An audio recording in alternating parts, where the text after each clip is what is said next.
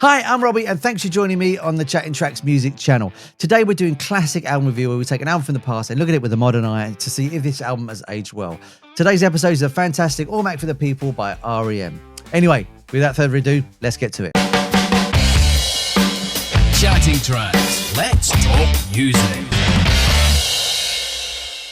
Hi, welcome to Classic Album Review. I'm Robbie, and today I'm joined by the wonderful Andy Parker, and hopefully Johnny Blue is going to be joining us a little bit later. But anyway, today we're looking at Automatic for the People by R.E.M., and it's their 8th studio album, released on the 5th of October 1992. Andy, you and I go back a very, very long way, almost 30 years plus, something like that. And obviously we were around at the time when this album came out. Can you remember the album coming out? Can you remember the songs coming out? Can you remember how you felt about the album? Well, I'm going to be honest with you, Rob. I don't really remember much about the 90s. But yeah, 1992, we were at college. We were. And this album hit, and it hit me at the right time, I think, because I was going through my teen angst years and everything was doom and gloom. And I think this reflected the way I felt about everything, really, this album. And I remember an ex-girlfriend of mine buying it for me and hearing it for the very first time. I mean, I'd heard songs from it through MTV, but hearing it as a whole album for the very first time, I remember being blown away by how much it actually struck me and was very personal to me at the time. It's an interesting album because previous to this, you've got Out of Time, the album, which has got Shiny Happy People on it and Losing My Religion on it. So you've got this real incredible pop song. Then you've got this amazing ballad on it as well. So you've got these two different singles from that one album. And then like this comes out and this album seems darker straight away. It seems like it opens with Drive, which is a really dark sounding song for R.E.M. Yeah, so it feels like a much more grown up album. Compared to their prior work, the precursors to this, like you say, Out of Time, even Green, were much more upbeat and jovial. And then this album came along, it kind of punched you in the face, really.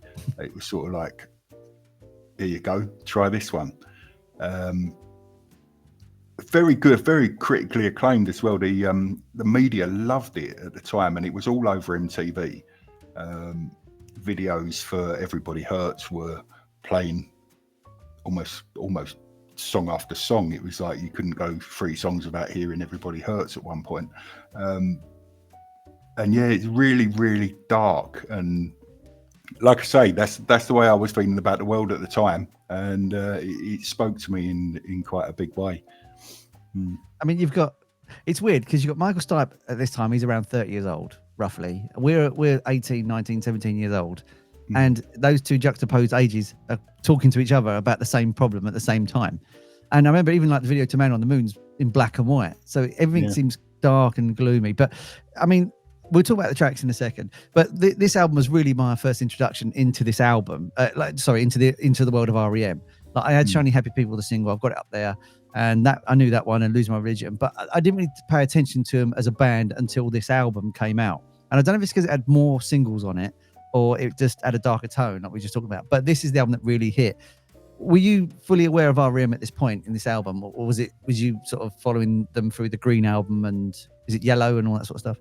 So I got introduced to R.E.M. I think around a Document time. Right.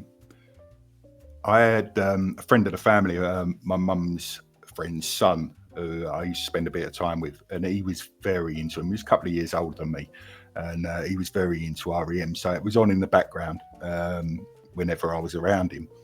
And it was particularly Green was the album that made me really like perk my ears up and be like, hold on a minute, this is interesting.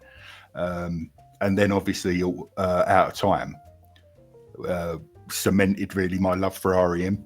And that to me remains the best album that they ever made. Even after all, it still stands the test of time. And some of the albums, and we'll go into that later, don't stand the test of time as well. Yeah. but yeah, I was very aware of R.E.M., but this, I think, became a much more widely known album because of the media coverage that it got, and because of the advent of MTV, and everybody was starting to buy into music television, and this was all over MTV. And like I said before, you couldn't go very long without hearing an R.E.M. song. And Michael Stipe is so unique in his vocals, and the music of the band is so unique and so different from everything else that was going on at the time that you couldn't help but recognize them. Yeah. And I think a lot of people were drawn into R.E.M. because they were getting so much airtime through the mainstream media at that point. And before that, apart from the couple of singles that you mentioned before, Losing My Religion, Shiny Happy People, there wasn't that level of exposure. I think that this album, Automatic for the People, really did start to expose them to the world, and they obviously grew from there. I think at the time they were starting to be touted as one of the biggest bands in the world, along with U2. I think they were both up there as stadium filling bands, and that's largely down to MTV, I think. You're right. Yeah, I think especially in Britain, this is the album that really brought them out to the mainstream. I think people knew of them, and they sort of, you had songs like "It's the End of the World as We Know It" and stuff like that. And these songs were around, and I remember we knew these songs, but we didn't know the band really. And this was the one that really, especially like you say, MTV put Michael Stipe, he put a face to the band as well. Previous to that, we didn't know what they looked like. You just heard the records and thought, oh, they sound quite cool. And it's yeah, I think you're right. I think it's MTV that really pushed the band into the mainstream and really made them what they are, especially in Britain. Because like, yeah, I knew who they were, but I didn't know of them. I didn't know what they looked like. I didn't know Stipe was such a visual performer as well when he was live and all that sort of stuff. And that really brought it to the fore as well. The album cover is really interesting because it's just that metal spike thing. And it's named after a slogan, the album, of Weaver's Delicatessen and Fine Foods in Atlanta, Georgia. So yet again, they're going back to their roots with that cover and the title. They're sort of homing in on where they're from, Atlanta, Georgia as well, promoting that scene as well. And that's what makes that album feel really not small, but contained, as in like, you know, this is our homegrown album that we're going to do now. And it's a bit like they sort of conformed to the label. They got the songs that I know they didn't want to release Shiny Happy People and all that sort of stuff, but this seemed to be the album where it's like, right, this is ours now. We've made shit ton of money on the first one. We've been really commercially successful. Now we're going to do what we want to do. And I think all the albums after this follow that structure of this is what we're going to do now, and you're going to do our music, not what the company wants to push because they have the power. Yeah, I think, yeah, like you say, they gained the power through Automatic for the People to make those decisions and to give themselves the breathing room to be able to say, no, we're not doing that. We're doing this instead. I think that this album really pivoted their career.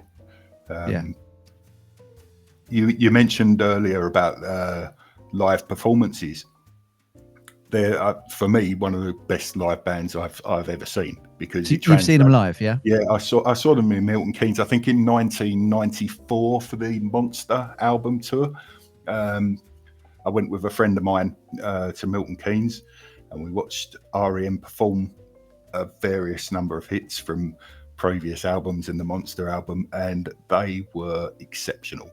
Yeah, they're an absolutely incredible band live. I think a lot of people got to see that on the MTV Unplugged session that they did, which was superb, up there amongst the best of the Unplugged in my eyes, anyway.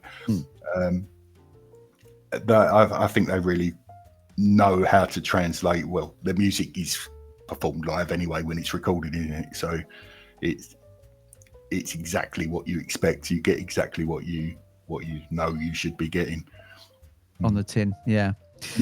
Let's talk about some of the tracks. Like I was saying earlier, opens with Drive, which is, I think, one of their best songs because it's so dark and so unexplainable as well. So looking at the hypothesis of what the song is about, apparently it's a slow burning hypnotic opener and a call of independence aimed at the youth. So, hey kids, rock and roll, nobody tells you where to go. So like we were saying earlier when we first started, that's probably why we resonated with that straight away, because he was talking to an 18-year-old, 19-year-old, you and I, about, he's directly messaging us going, look, you can do what you want to do. Don't worry about anything else. We didn't listen. We got day jobs. But the point is, he was trying to tell us at the time, don't follow the commands, do what you want to do.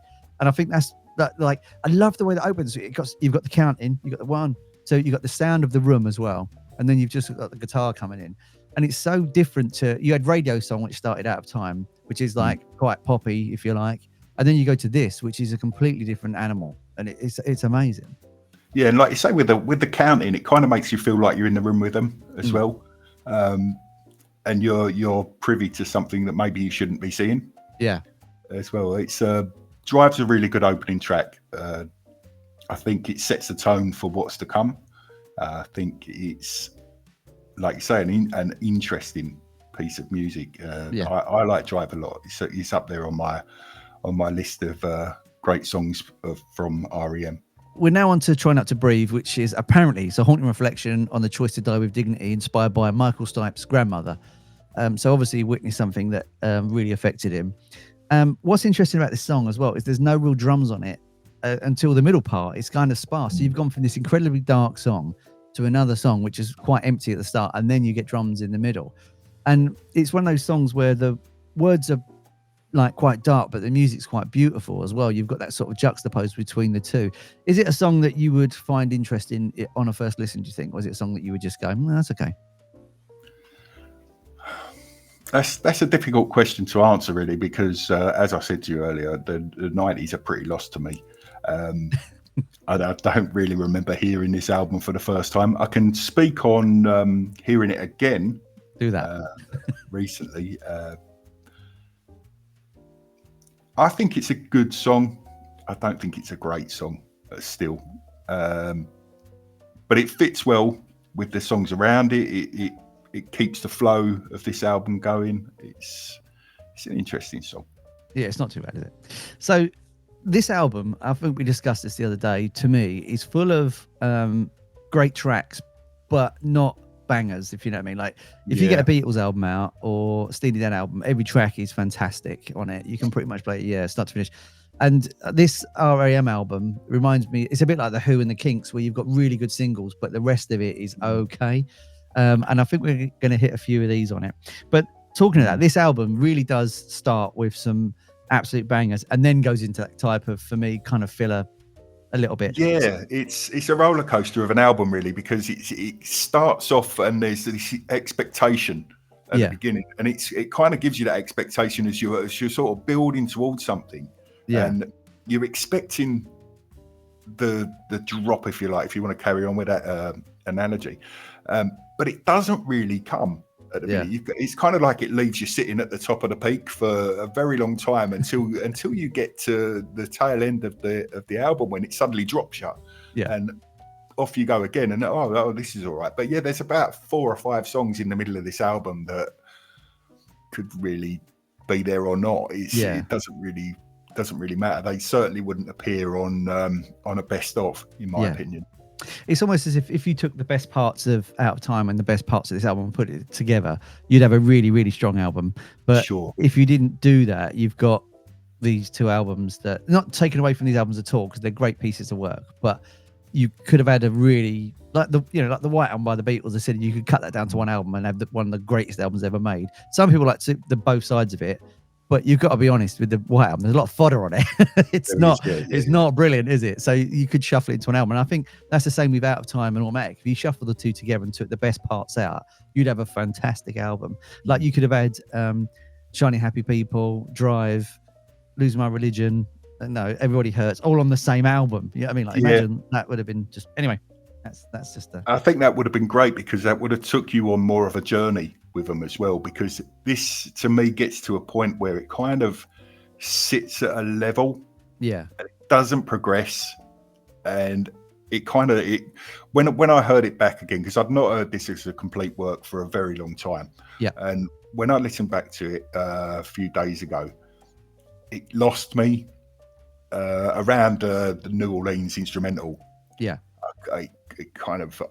and then I don't remember really listening to much more before we got down to maybe Ignoreland, when I started to pick up back up to what I was listening, and then that lost me again. And you know, I kind of was sort of not fully engaged with the album, and I don't remember it being like that back when I first heard it. But then my mindset these days is a lot different to what it was back then. So I think, yeah, it certainly did speak to me as a teen, not so much as an adult. Yeah, it's a generational album, maybe. Interesting you mentioned that, because we're Gen Xers, you and I, so that means we had a analog childhood and a digital adulthood. Sure. This next song was one of those songs that just mystified me for years. So Sidewinder Sleeps Tonight. I had no idea what a Sidewinder is until the internet came along. So do you know what? I still think it's a snake. Yeah, I think it is a snake, but according to one of the sort of articles about the song, it's one of the rare upbeat tracks, quirky and abstract, with a reference to homelessness and disconnection. So is the Sidewinder a homeless person? If you're watching in America, you'll have to let us know, because I've not Googled this, neither has Andy, but I think we always thought it's about a snake because we'd heard of those through movies. Are you the same, Andy? Yeah. yeah, absolutely. This song is one of my favorites, actually, because so many people butcher the lyrics to it, when they're singing along. It always gives me a smile. Lyrically, it's like you say, it's really upbeat. It's very, it moves along lovely, but nobody's got a clue what he's actually singing about.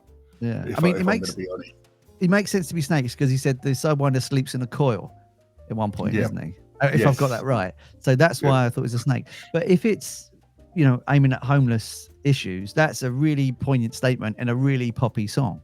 Yet again, they've took lovely fluffy lyrics and put lovely fluffy music and put really hard hitting lyrics over the top as well. And then you've got the stuff about the cat and the hat. So it's talking about Dr. Seuss.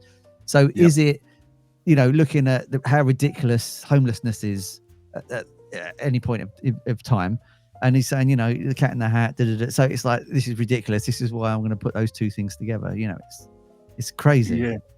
There's a lovely moment in that song when he's talking about the Dr. Seuss, and he's singing, and he suddenly starts to giggle. And it's really warming. I really enjoy that moment in that song, because it's very natural, or it feels very natural. I really like that part of it. It's great. Yeah, there's not enough songs in it, is there? Where there was like, what's the other one? There's a few songs that do that, isn't there? Oh, Roxanne by the Police, he does it in that. Sing laughs because he sits on a piano. So yeah, you need sometimes those little mistakes. And that's what's wrong with music today. It's all too polished. There's no little mistakes. There's no low fluff. And you're right, I forgot about that part. That you need that in there. It's almost like he's laughing at the absurdity of his own lyrics. Yeah, and it's a really lovely moment. Like I say, it always brings a smile to my face whenever I hear that track, and you hear that moment. It's a great moment. It's wonderful. So we're up to a track number 4 on the A side still, which is really poignant, because it became an anthem for I can't say it, I'll get banned. Okay, so it became an anthem for looking at life a different way. So we're up to Everybody Hurts, and it's the most emotional song they did and the most direct song, and the strings were done by Led Zeppelin's John Paul Jones, apparently, which I didn't know. No. So you've got a rock legend writing the strings for that, which he did for Goldfinger as well. So he's linked to Goldfinger that way. Oh, wow. Everybody Hurts, I think I would argue it's their biggest song over everything. I think it's bigger than Lose My Religion. I think it's bigger than everything. Yeah, I think this is the song that if you mention R.E.M. to anybody, this will be the song that they automatically go to as being the song that they recognise. As we spoke about before, it was all over MTV for a good year. Yeah, it was almost played on repeat, and again on even on English radio stations. Yep. It got an awful lot of airtime. Really, really great song. Really, from a musical point of view, from my standpoint, I like to play acoustic instruments, and this was one that I could play along with. And I really love this track. I think it's a great track, and it's this one really has stood the test of time, and he's still up there among my favorite songs.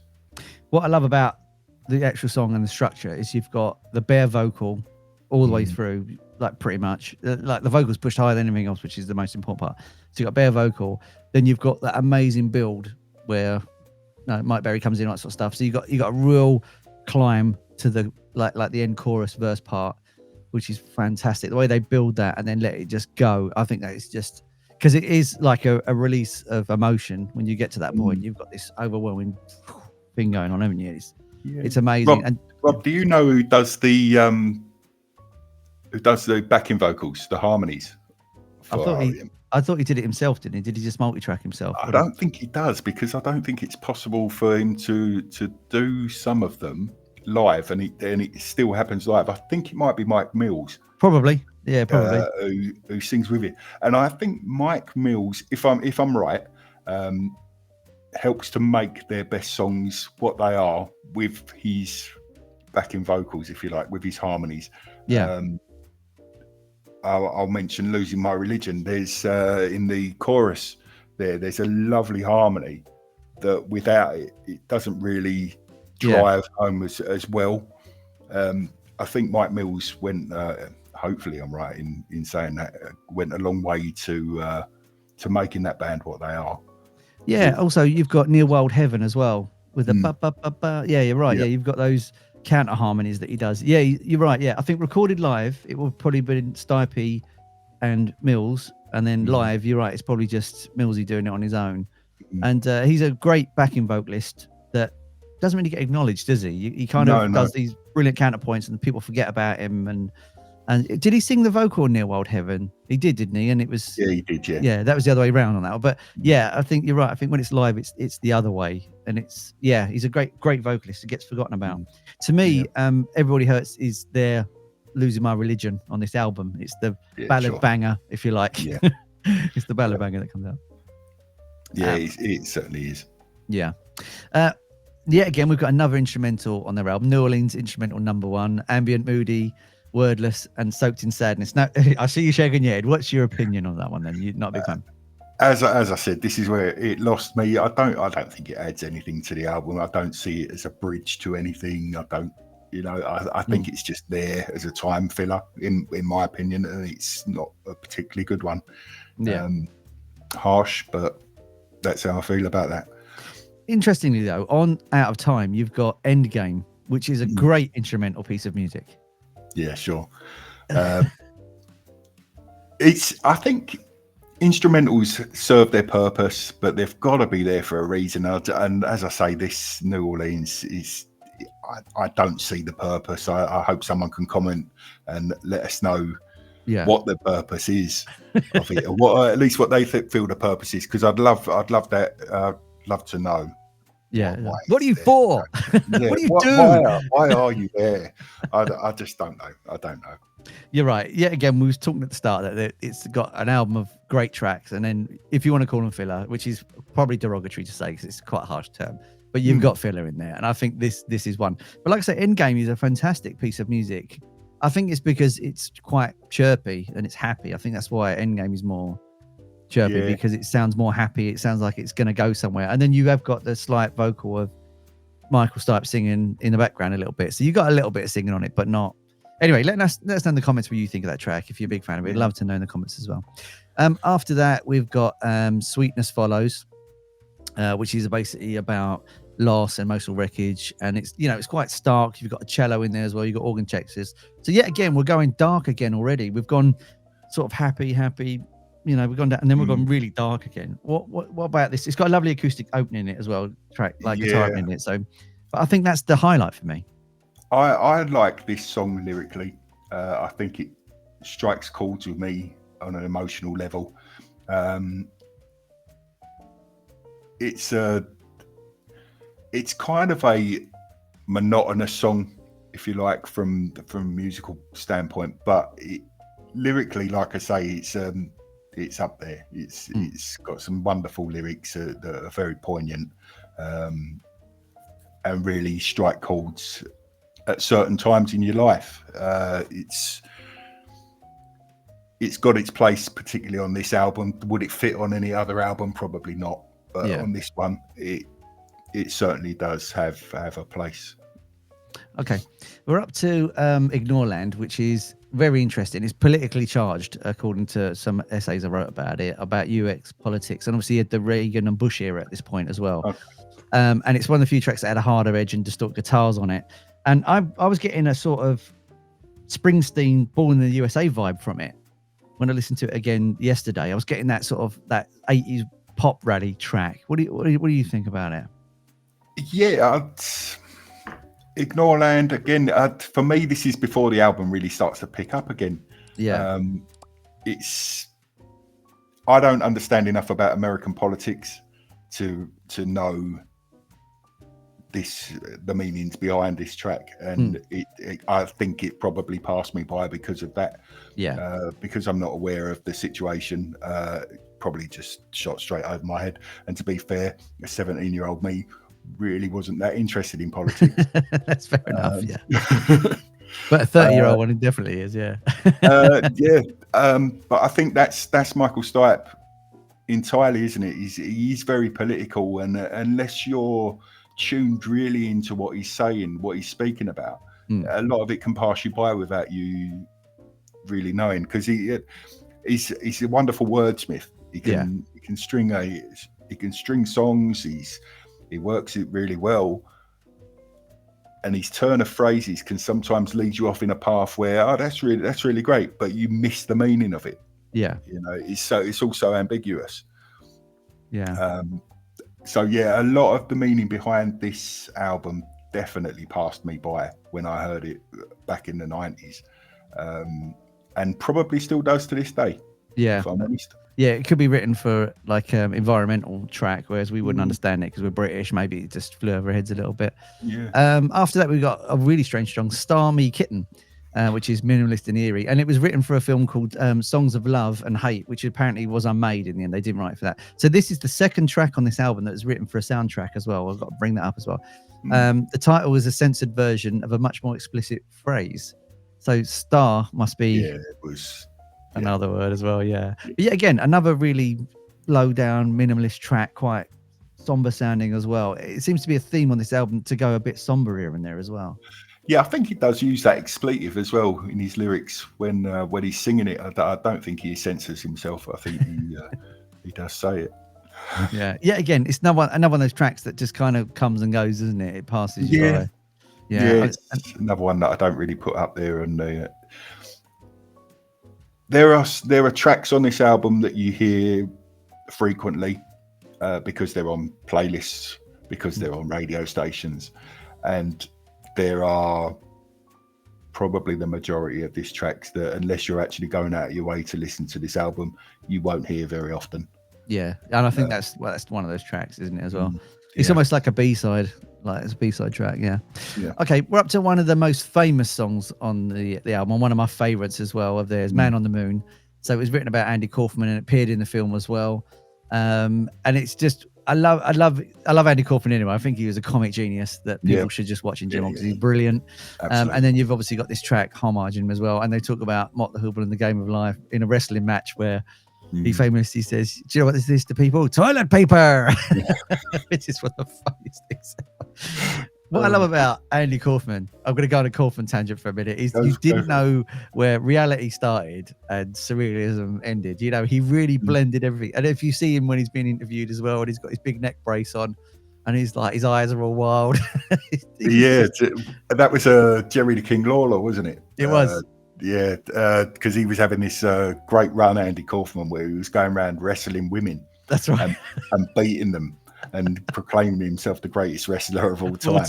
And he had this feud with Jerry the King Lawler. It's incredible. Jerry Lawler's a fantastic character anyway, but when he worked with Andy Kaufman, just magic.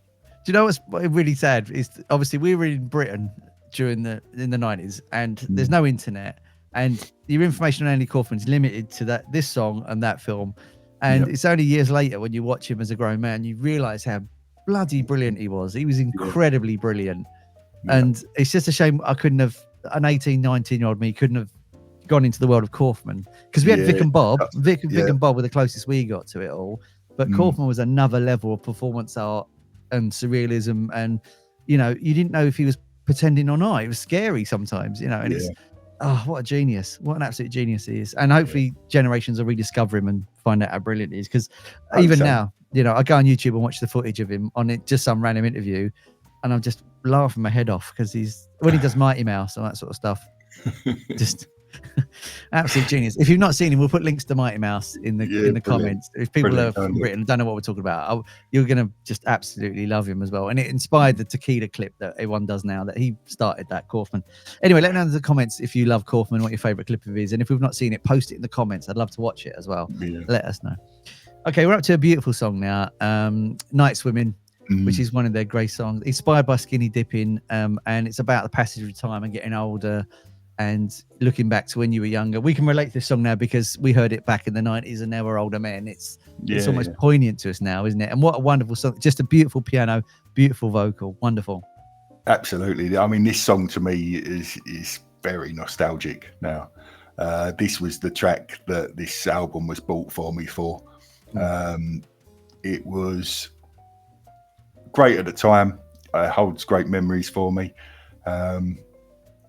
And yeah, it's very, very, very nostalgic for me, this album, this particular track on there. Yeah.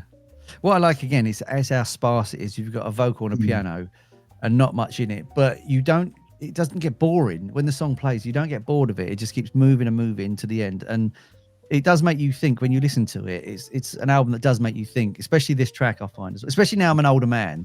When I listen to it now, it reminds me of when you and I were younger men. And it literally takes me back there, and it does what it does on the tin. It's supposed to spark thoughts of you know, younger years and getting on and stuff like that. Does it do the same for yourself? Yeah, it certainly does, and like you say, it's it does sit at a level, but it doesn't get boring. The same can't be said for some other tracks on this album, but this one, it finds the right buttons to press for me. It's a lovely song. Finishing the album, because we're already at the closer, we've got Find a River, which is a melancholic closer, which I agree, it's beautifully written, and it encourages letting go and flowing with life. Yet again, like we were saying about Nightswimming, that's exactly what I got from it the other day. We listened to it again to do this. You were going, yeah, okay, time is passing, we are getting older and we are experiencing things differently. Yet again, it's almost when we were 18, 19 years old, it was telling us what we're going to think 30 years later. And it's incredible that it's done that. Do you feel the same way? Do you agree? Yeah, I do. It's Find a River is possibly my favourite track on the album outside of the big songs. Yeah. This one is one that I would put onto a playlist if I was creating one. Find a River would make its way onto my playlist. It's a lovely song. It's a fantastic song. It's also a bit like a life guide telling you to just relax and flow with life and don't worry about it. Let it take you where it take you. And you and I have pretty much done that in our lives, and it's amazing. Certainly when you're in your late teens, that's wonderful advice. Yeah, just follow life. Yeah. Okay, so it sold 18 million copies, this album, and it's regarded as one of their biggest albums. In your opinion, so this is from a list of the top 100 albums of all time. First of all, should this album be on that list? Secondly, if you were going to put it on the list, where would you put it, number-wise? I think it should be on the list because it is the album that made R.E.M. the machine they are. So I think it's earned its place on the list. As a work of art, though, I'm not sure it's as good as some of the others that they did, but it is the one that opened everybody's eyes to them. So I think maybe yes, because of the importance of it from that point of view. Because I think without this album, R.E.M. would have probably been missed by a lot of people that ended up loving them. Yeah. Okay, so out of 100, where would you put this as a number, if you had to put a number on it? Oh, it wouldn't be very high in the top 100. It certainly wouldn't be in the top 50 for me.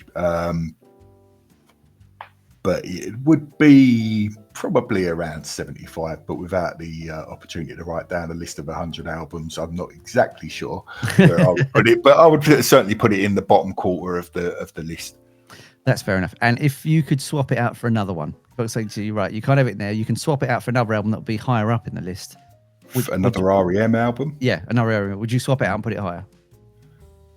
Yes, I think Out of Time would probably rank higher in the top 100 because it's a feel-good album. It's it's got some wonderful tracks on it, Out of Time, and it actually has some flow to it, some movement to it. It's not singular in its direction, and I feel like Automatic for the People is it kind of hits a plateau and sits there and stays there and leaves you there.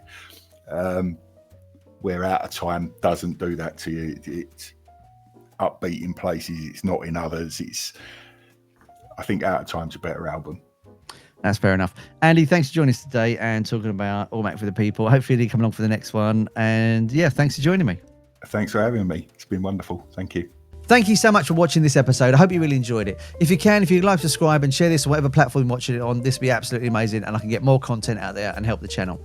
Thanks for watching again. I've been Robbie. Love and peace. See you on the next one.